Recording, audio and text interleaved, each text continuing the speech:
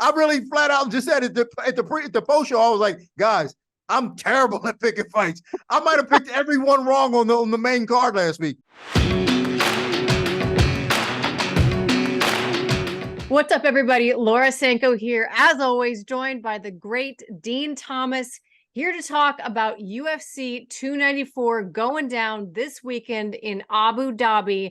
And man, do we have a lot to talk about on this card, including a new main event. It was supposed to be Islam Makhachev defending his belt against Charles Oliveira, but this last week has brought about so many changes. Alex Volkanovski stepping up last minute, saving the day. What was your initial reaction to this crazy news, Dean?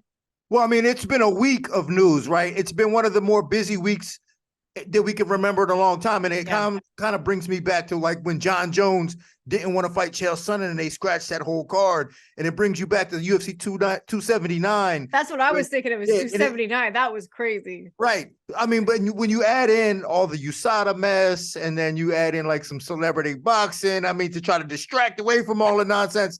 I mean, the reality is it's been a crazy week and I'm not surprised. But what the first thing that came to my mind was the UFC is the greatest organization in the world. 100%. Because no matter what happens, the UFC still delivers to us spoiled, bratty fans who want everything immediately. Like if this happened in boxing, they cancel the whole show. Oh yeah, for sure. Like if Canelo can't fight Charlo, they canceling the show. But the UFC always delivers, and they're giving us a better fight. Yeah, they deliver, and they deliver under insane circumstances at times. I mean, insane. This is maybe not the craziest, but it is up there. It is absolutely up there, partly because of who we're talking about, right? Islam Makhachev. Who wants to fight Islam Makhachev in Abu Dhabi on short notice? I'll tell you who wants to do that is Alex Volkanovski. It is crazy to me that, you know what? I shouldn't say that. It's crazy and it's not crazy because Alex Volkanovski is just that guy, right? Like he's the type of guy who would say, yeah, I'll do that. I'll fight perhaps one of the greatest fighters in the history of the sport on approximately 10 days notice, rematching a guy that I recently lost to. And I'm going to do it with very little preparation. That's it. That takes some major cojones. Well, it does. I mean, it does, but I question his preparation. And when I say I question his preparation, I say he's probably been preparing. Like he's probably in shape. He probably had a feeling that this could happen and he wanted to be somewhat ready. Yeah. And if it does happen, and I got to imagine it from a technical perspective, not from a physicality perspective or a conditioning perspective, but from a technical perspective, he's been ready for this since the last fight. Because I'm sure that after that last fight, him and Craig Jones and his team, they went back and said, this is what we could have did differently. This is what we could have did better. Wait till next time you get a chance to fight him. And that's why I think this is going to be a completely different fight, because I know Alexander Volkanovski, the professional that he is, as soon as that first fight was over, he went back and corrected those mistakes. Absolutely. Like I think you hit the nail on the head. I think there definitely deserves to be questions about where his gas tank might be, and we'll talk about that in a bit. But in terms of looking at the fight, looking at the errors, diagnosing what could have been done differently or better, you know that happened that night, the next day, the following week, and then he made that part of his arsenal. But before we get too deep in the weeds, I do want to do the tail of the tape on this one.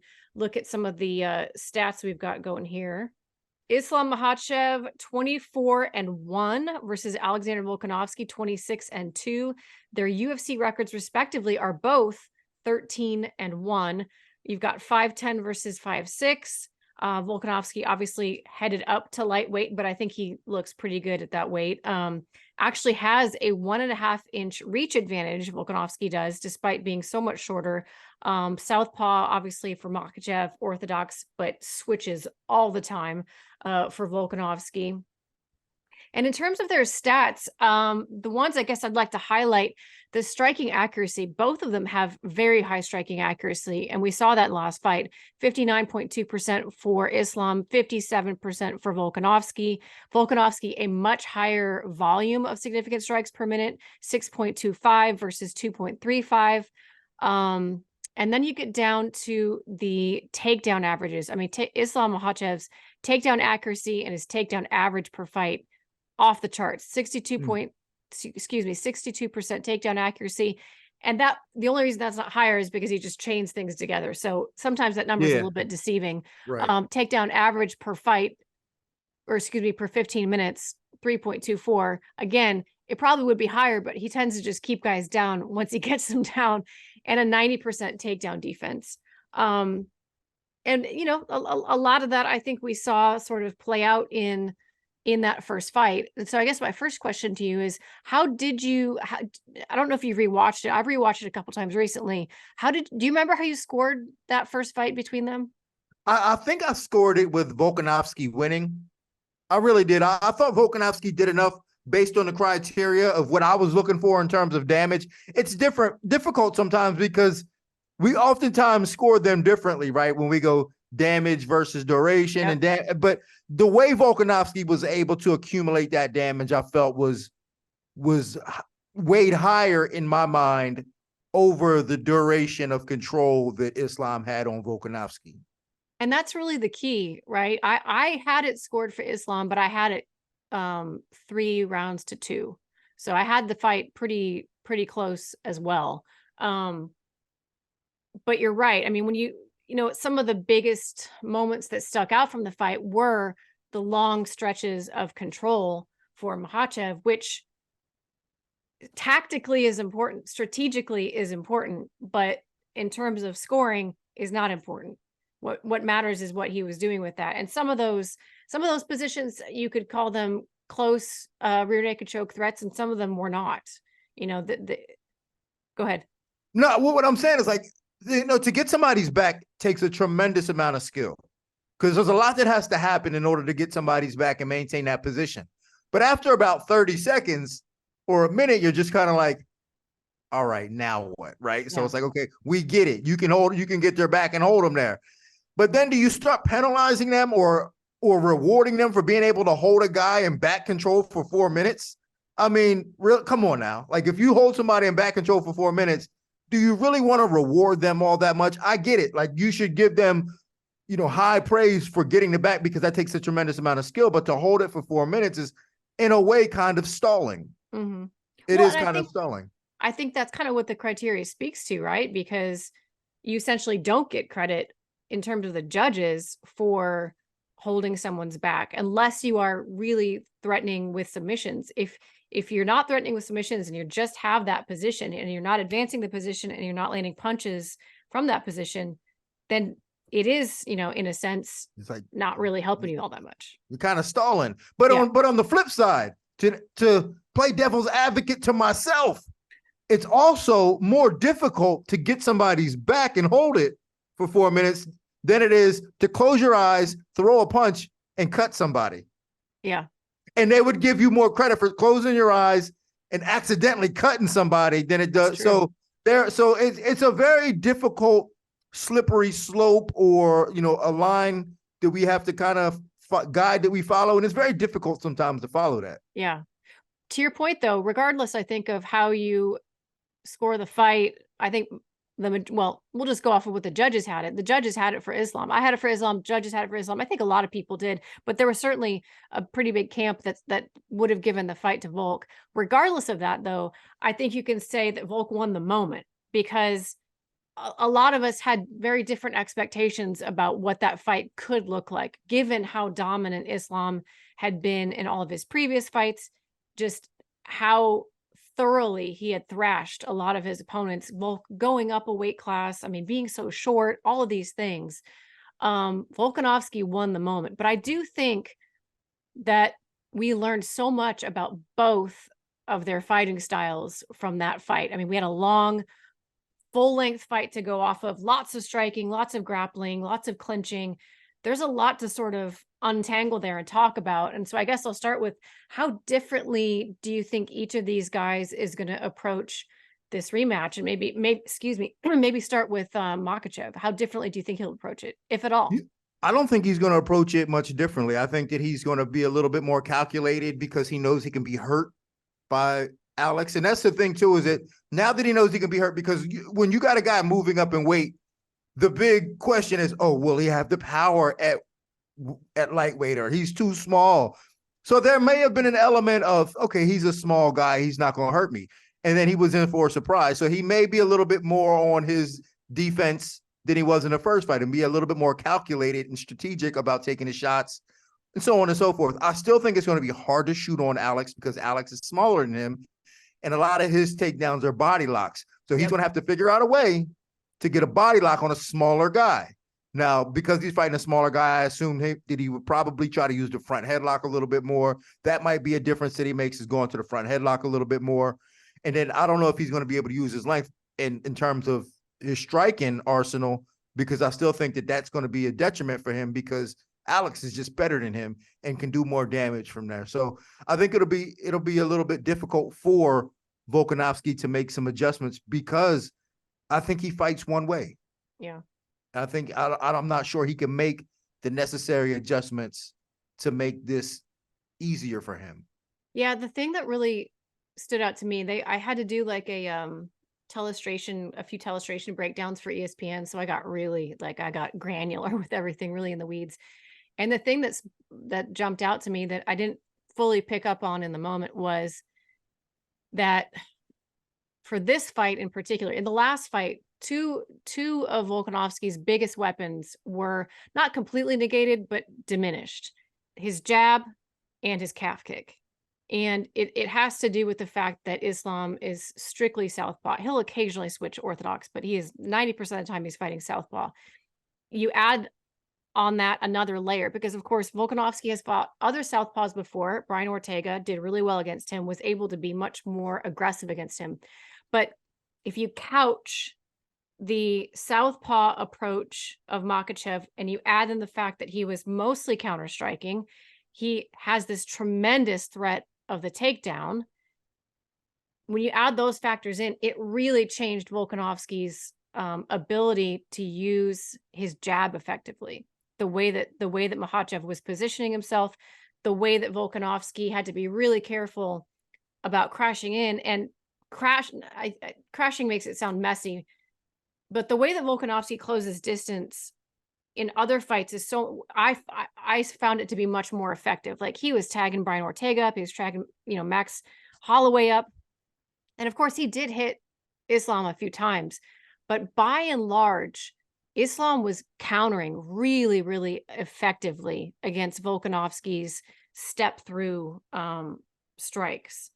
And I think it was because the jab just was not available to him in the way that it normally is. And I think that he didn't attack the legs that he normally would, because he was worried about getting them caught, and taken down off of it. So I'm anxious to see if those are two specific adjustments that Volk can find a way to make coming into this one. But the biggest thing I'm concerned about is him not having his third greatest weapon, or one of his three greatest weapons, which is his cardio. Well, I don't think he fights from a place of cardio. I think he fights from a place of, and this is one thing that I've been trying to articulate this and put it on paper for everybody to read one day. And so I'm going to try to do my best to butcher it right now, but it's not fighting from a place of cardio or not. It's fighting from a place of doing things right. And when you do things right, cardio is not the issue, because you know how long the fight's going to be. That's one thing that's definite. It's 25 minutes. You know that. You need gas for 25 minutes. And you need to do as many things right as you possibly can, because cardio becomes the biggest issue when you start doing things wrong. When you're pushing, when you should be pulling, when you're pulling, when you should be pushing. So I think the way Volkanovski actually fights is from a place of, if I'm fighting my fight and doing things right, I don't have to worry about cardio, because I'm doing what I need to do. And I'm pulling when I should be pulling and pushing when I should be pushing. And I'm able to transition to the spots that I need to be in.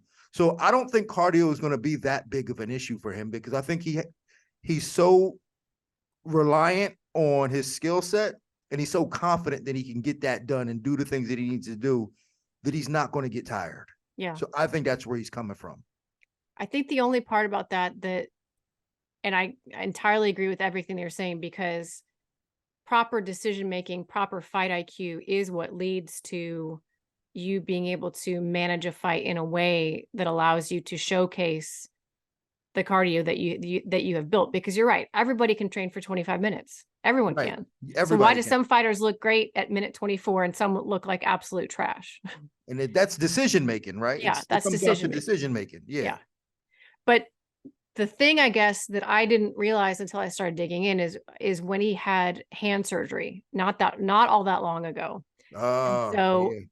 there's part of me that's like, man, I wonder, listen, Alex Volkanovski coming off the couch is in better shape than the vast majority of the roster, at the end of a full fight camp. That I can state with, a great degree of certainty. However, I just wonder, because of the short notice nature of it, and because there may have been a factor of not being able to be in camp between when we saw him fight last and now, because of the hand surgery, I think he might go out there and really put his foot on the gas. And it It's reminds possible. Go It's ahead. possible. No, I'm just saying, just agreeing with you. Yeah. To me, it reminds me of, do you remember when Moreno and Figgy fought the first time? Right. How, Figueiredo was billed as like the boogeyman of the division. He'd been knocking guys out at flyweight and, just looked so powerful. And Brandon Moreno, not always a boogeyman type figure, right? And that first fight, you saw Brandon Moreno's confidence grow as the fight went on and on and on. And at the end of the fight, it was like you could see that he knew he belonged, but it was a draw. And then they went on and had their second fight, and he came hot out the gate. It was like it was like a sixth round, I guess is my point. And I wonder if we're not going to see a similar attempt from Volkanovski, because if you remember how he finished the first fight, it was like he had finally figured out that maybe Islam was not as insanely strong as he was worried about him being. I think he figured out that if he pressured him enough, he could find his moments and his shots, and he could even take Islam down, and he could land ground and pound. I'm curious to see if we'll see sort of a sixth round approach. You know what? Here's the thing that I think is the truth here, and that is that I think Craig Jones is the X factor in all of this. Yes. I really do believe that, because, we talk about, we forget how good Brazilian jiu-jitsu players are, because good ones aren't in MMA. And when they do come to MMA, they're not very good in MMA because they just don't transition well. Like Their striking sucks. Yeah. Their striking sucks. So they just don't know they can't use their grappling to their advantage because their strong positions probably don't work in MMA. But the fact that Craig Jones has been working with Volkanovski for so long, probably from an MMA perspective, that I don't think that he's gonna that Volkanovski's gonna have an issue on the ground with Islam, and that's where Islam's most dangerous, is on the ground and his control, and the fact that he's been working with a bigger guy like Craig Jones, and they've been, they, like I said, they probably went over these things and was like, dude, why you ain't just do this to get out the back? Or why you ain't just do that? Why ain't here's how you get out. Here's how, I think that he's going to go in there and have a lot more confidence. And I wouldn't be surprised if he takes Islam down and tries to put him on his back and beat him up. No, beat him I up. completely agree with that. Completely agree with that. And I love that you bring up Craig Jones, because Craig Jones, in my opinion, is the perfect person to be working with for this particular matchup, because one of the things that I think that he is, I mean, he's elite at everything in jiu-jitsu, let's be honest, but one of the things I enjoy geeking out with the way he explains is he has so many high-level body triangle escapes. I love listening to him to describe all the different, the types of body triangles, because it's not like every body triangle is created differently. It depends on if the choking arm's on top as the same side of the lock, or if the choking arm is on the opposite side of the lock. Like, he's got very specific ways to attack the figure four lock while still defending the choke, and like really, really, really high level stuff. And he also has a style that in many ways uses a lot of the same pins that the Dagestani wrestling does, like whether it's shelving and stacking the legs, like Craig Jones does a lot of the same types of things that you see these Dagestani wrestlers do, whether it's wrist wrapping or the way that they attack the legs. So I can't think of a better person to be preparing Volk once again for this fight. And like you say, I could just imagine like sitting there watching the fight and just pausing the tape and like, if you had just done X, Y, and Z, Well, and that's what I'm saying. This is one thing that another thing that I wanted to try to articulate beautifully, and I'm probably going to write a mission statement on this one too. And that's technique. And like you said, technique is not created equal. And we always put it in this box. Oh, well, he's a black belt. Well, he's a brown belt. And then we just put the idea of putting everybody in a box. Well, he's a jiu-jitsu black belt. So then we expect them to have a certain level. But not all technique is created equal. No. Like there are so many different ways to do one move.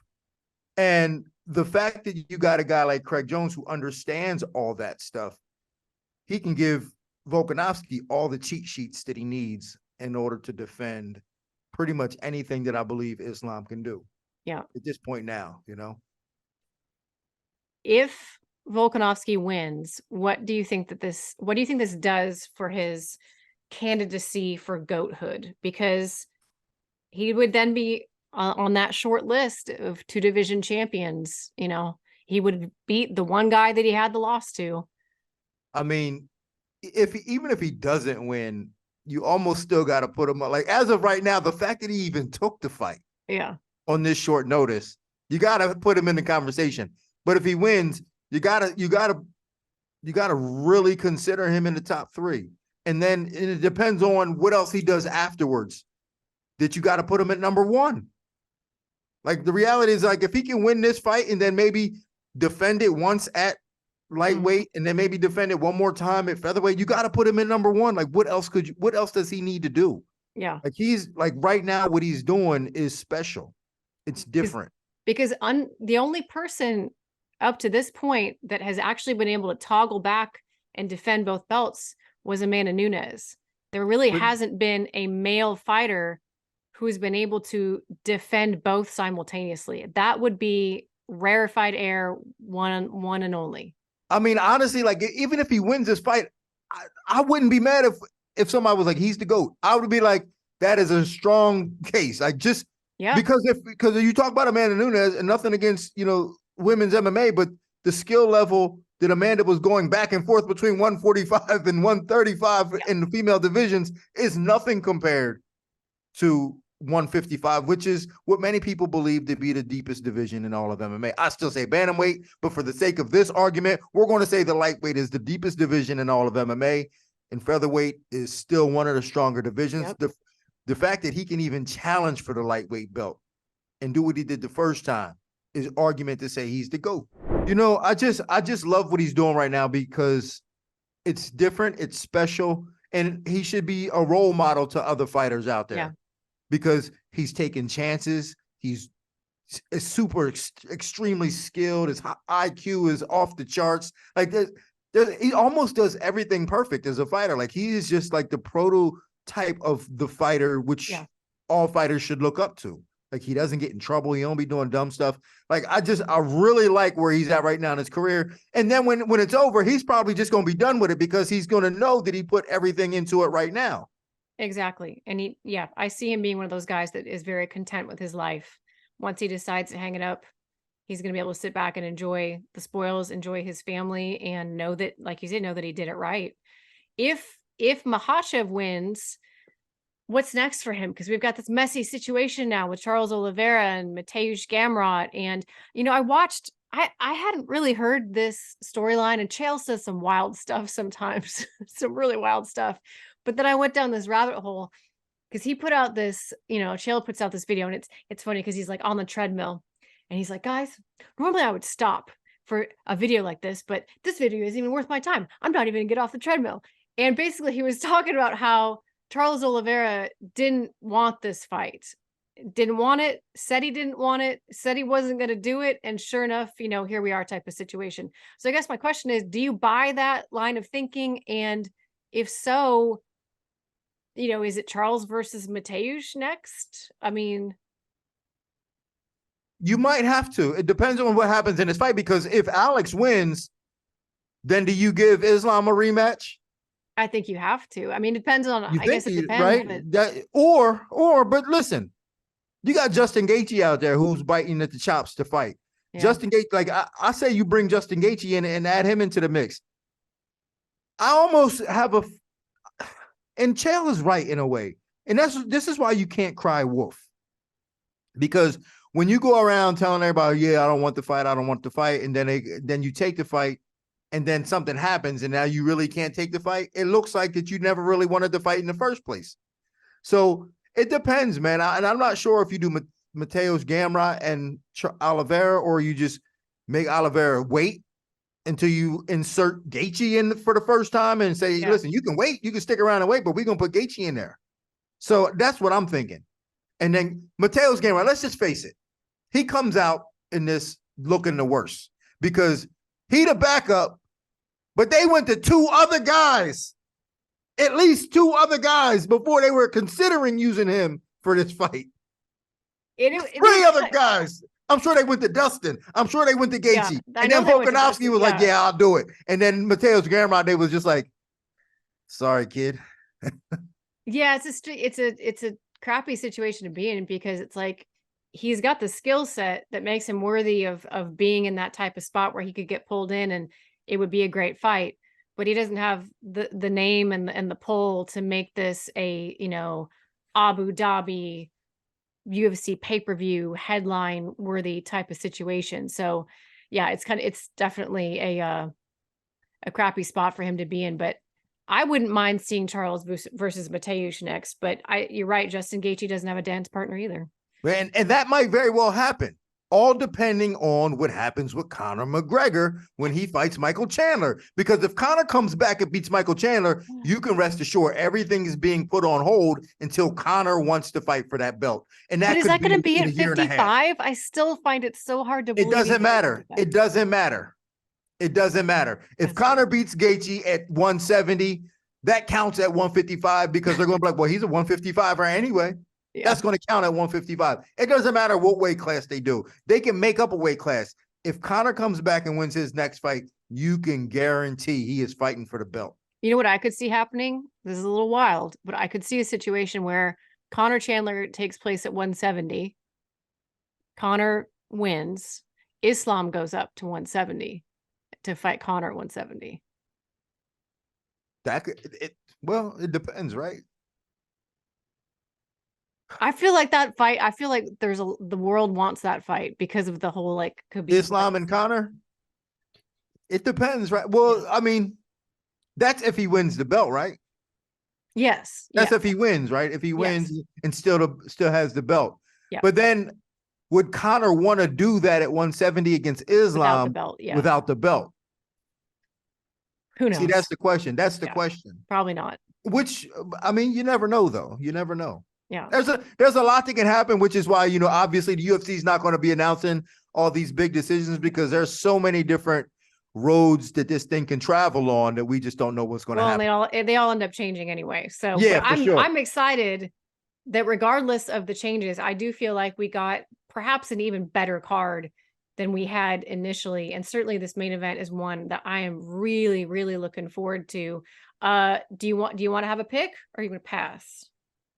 I'm going to pick. Okay. Have you been keeping track of my picks though? Because they're probably pretty good. Thank God. I'm on TV. I was on TV the other day and I was like, I really flat out just said at the post show, I was like, guys, I'm terrible at picking fights. I might have picked everyone wrong on the main card last week, but I am going to say that Volkanovski wins this fight. I just think that the way he adjusts the fights, the way he manages himself and just conducts himself inside and outside of the octagon is better than anybody else. I love what he's doing. I don't know if I'm just showing favoritism because I love what he's doing so much, but I think he wins this fight easier because of the way he handles rematches, as in the way he did Max Holloway in the third fight, the way he's just able to pull away from guys. I see him doing that in this fight. I love it. I'm not going to give a pick, but I could see this fight going a number of different ways, and that is certainly one of them. So I can't wait to see When this fight goes down on Saturday, I will be watching from Bristol, Connecticut at ESPN headquarters alongside the great Chael Sonnen. So it should be a fun weekend. Don't miss that. Where are you going to be watching? You're going to be, no, you're not in Abu Dhabi. No, 'cause you'll be I'm home. going to be home. I'm not going anywhere. I'm not watching from anything. I might head over to St. Petersburg, Florida, and watch with my son. So That's yeah, so nice. Are you kind of yeah. excited to just be a fan for once? For once, this is the first time I really just get to be a fan. Like the only time I'm going to be talking about this fight right now is really with you. It's kind of nice. It doesn't Yeah. happen very often, but I can't remember last time it happened to me, but I was watching from home. I was like, as much as I have FOMO, it's kind of nice to just be on my couch. I can hear the commentary clearly. I can get up and get my snacks. Like, Yeah, it's kind of just nice. don't have to worry about nothing. Yeah. Don't have to worry about somebody in your ear going rap. Rap, rap, rap. I keep waiting for you to just like start dropping bars when they say that, when they're like, Dean, rap, and you just like Yeah. start Watch it. I think I'm going to do that one of these times. Watch. They're like, no. We meant stop. We meant stop. That would be great. All right, guys, we'll keep it locked in right here. We will have a co-main event preview coming as well for UFC 294. We'll see you there.